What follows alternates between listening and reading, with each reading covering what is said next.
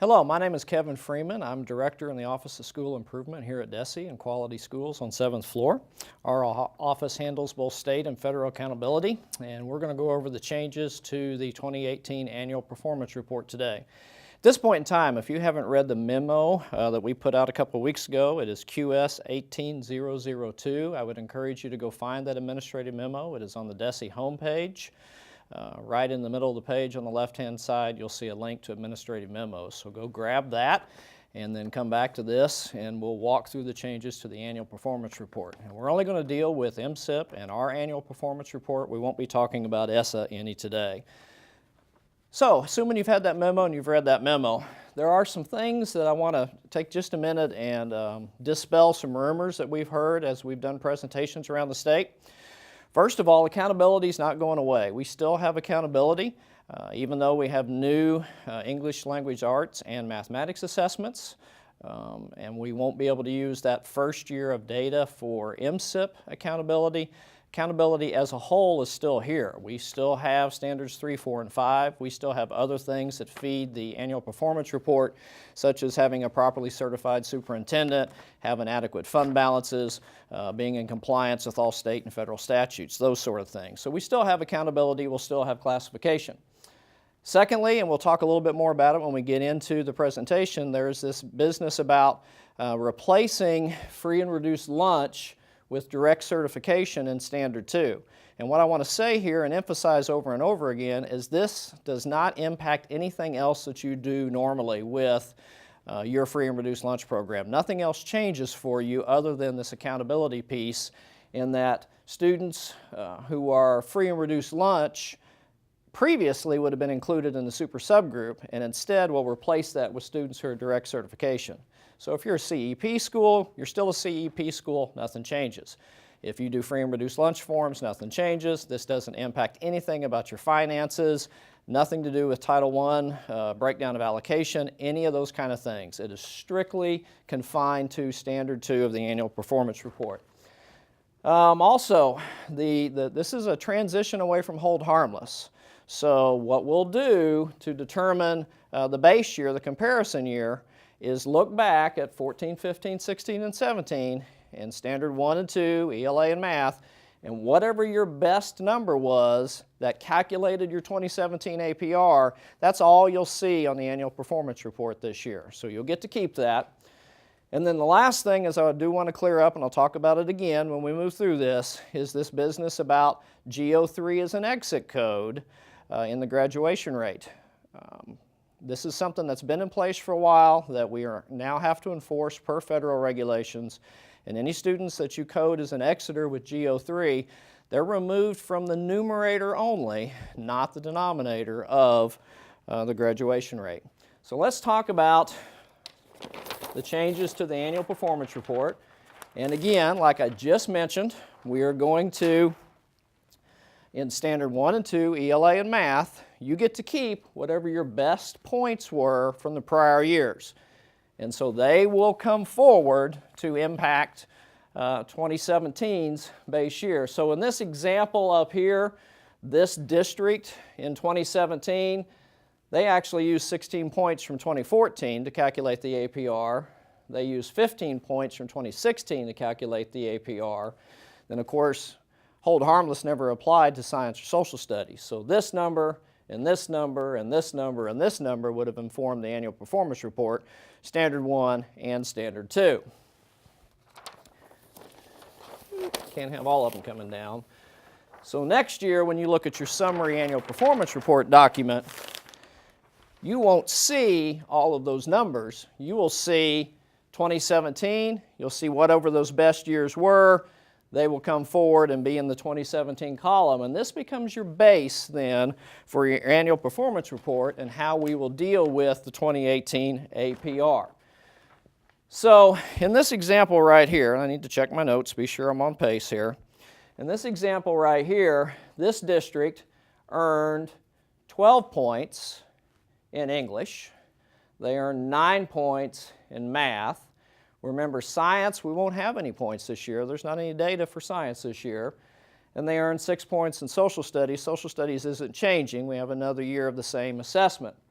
So in this particular case here, our transition formula will look at this number in 2018 compared to this number in 2017. And if this number is equal to or better than this number, you're out of hold harmless. If it is lower than, then we'll apply this transition calculation to the annual performance report. So this transition calculation looks like this.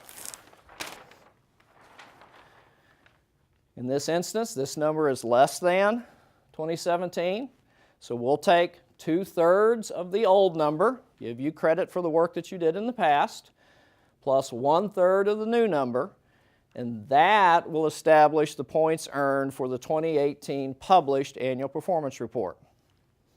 We'll do the same thing in math if it applies. We'll do this for Standard 1 and Standard 2. So there are 4 areas that this could happen: math, English Language Arts, Standard 1, and Standard 2, which will then generate the 2018 annual performance report published number. So we're transitioning away from hold harmless. And then in 2019, same concept, we kind of flip the math a little bit. 2018 becomes the published base annual performance report.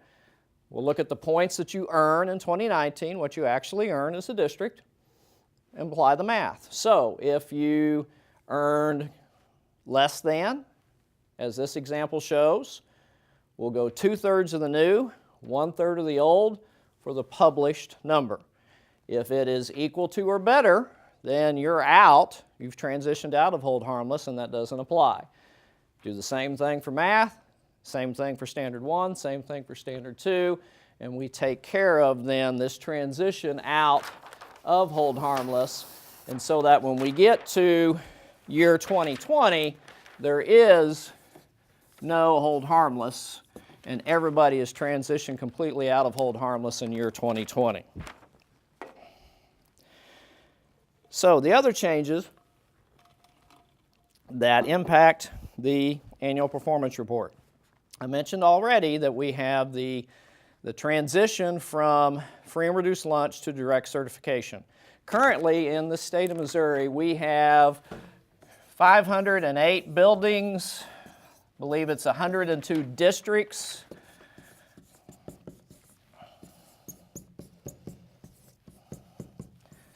That are on the community eligibility program where Standard 1 equals Standard 2.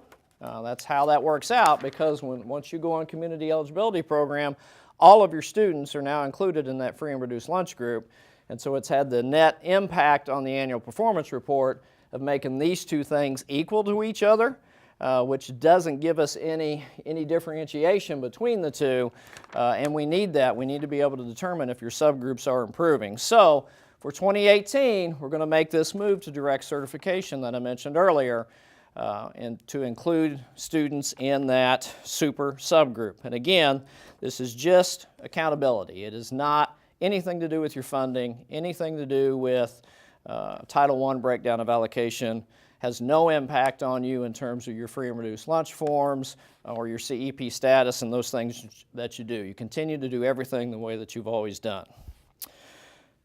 The other change that impacts Standard 1 and 2 we've mentioned already as well. I think everybody knows by now that science is a field test this year in 2018. There will not be any usable data returned to the districts. There will not be any data returned to the districts. We've had a number of questions about, can't I get some data to see how our kids have done?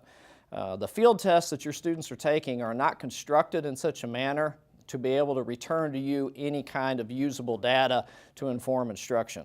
They are constructed to allow our assessment division to produce good, valid assessments moving forward. So there will simply be no data. The annual performance report will be reduced by 20 points. So you need to really think about that as you talk to your boards of education, as you talk to your public. Depending on how well you were doing in science in the past, without those 20 points in the APR, you may or may not have a bump in your APR percentage. And it could be a positive bump, it could be a negative bump. So you'll want to look at that, you want to calculate that, and have those conversations with the appropriate folks so that they understand if you go up 10 points, that it's not real, and it'll come back in the next year when science comes back into the calculation. The same thing will happen with social studies in the next year in 2019, except it's only a 10-point change and not a 20-point change, so it won't have as big of an impact. Other changes to our performance report include the addition of Accuplacer in Standard 3 as an additional assessment that students can use to meet Standard 3, whereas we used to have Compass. Compass is no longer available. Accuplacer can be used to meet that same standard that we have work keys and ACT and SAT and those things in. There will be a scoring table for Accuplacer. You'll find that in the comprehensive guide when we post that this summer. Graduation rate I mentioned a little bit ago. Again, I want to reiterate this change that students who are coded G03 will not count in the numerator. We're going to call them locally determined graduates. These are students who previously probably graduated on goals. The federal guidelines and regulations do not allow us to include those students in the 4, 5, 6, or 7-year graduation rate calculation. So they will be removed from the numerator, still counted in the denominator. So statewide, the impact is very, very small. We've only had 500 some students coded G03 last year. Locally, there will be some districts that have a localized impact, and they need to be aware of that. I'm going to jump back then to Standard 3 because the thing that we are doing with this change, because this does have a negative impact on graduation rate, we have always had districts ask us, well, what about MAP A students? Should they have to take the SAT, the ACT, those kinds of things? The answer prior to this has always been yes, they need to take one of those assessments. However, if you code a student as both G03 and MAP A, and it's got to be both G03 and MAP A,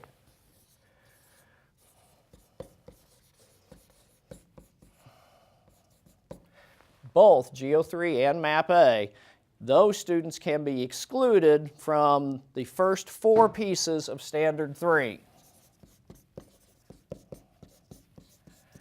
So those assessment pieces of Standard 3, where the ACT and the work keys and those things are, they can be excluded from that.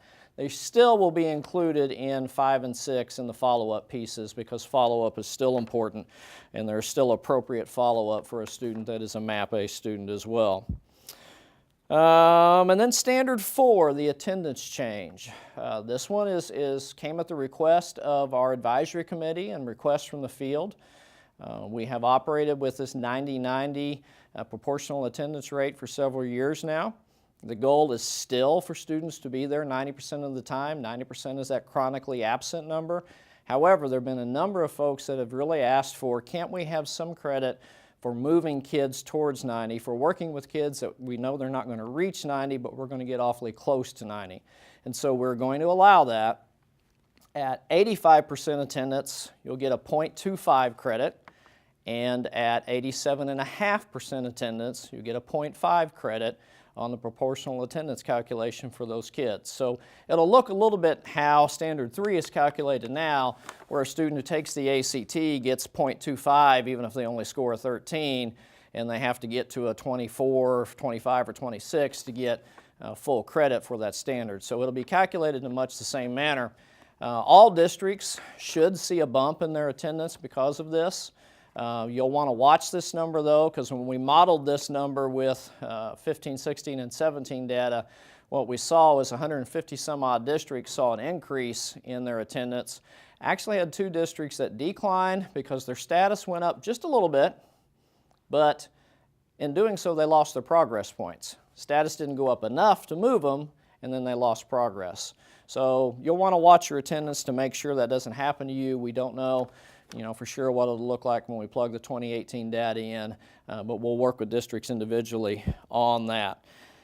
And so, just real quick in review, these are the changes that impact the 2018 APR and some of them for the 2019 APR.